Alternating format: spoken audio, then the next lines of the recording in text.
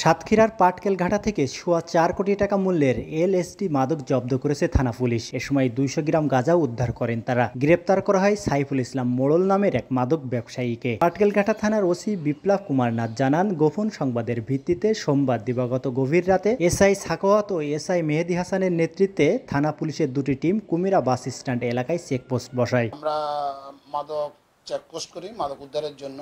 গতকালকে তদ্রুপ মাদক উদ্ধারের জন্য আমাদের চেকপোস্ট হয় কুমিরা বাস স্ট্যান্ড এই এলাকায়। সেখানে আমরা একটা ইজি বাইককে আমাদের সন্দেহ হলে আমাদের পুলিশ তাকে সিগন্যাল দেয়। সিগন্যাল দিলে সে পুলিশের সিগন্যাল অমান্য করে সে কিছু দূর যায়, যেয়ে তখন ইজি বাইকটি রাস্তার ধারে রেখে একটা লোক পালাইয়ে যেতে দেখে।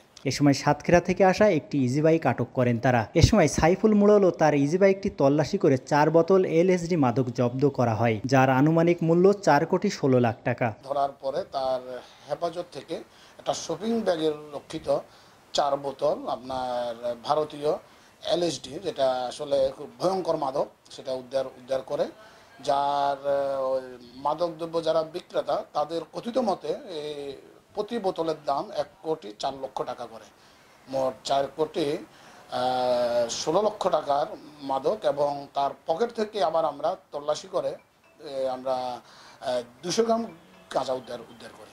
এবং আমাদের এসপি স্যারের নেতৃত্বে আমরা এই মাদক উদ্ধার অভিযান আমাদের অব্যাহত আছে। ওসি বিপ্লব কুমার আরও জানান, দক্ষিণ পশ্চিম অঞ্চলে এখনো পর্যন্ত এলএসডির সবচেয়ে বড় আটককৃত চালান এটি। গ্রেপ্তার সাইফুলের বিরুদ্ধে পাটকেলঘাটা থানায় 13টি মামলা রয়েছে। ডেস্ক রিপোর্ট, সমাজের কথা।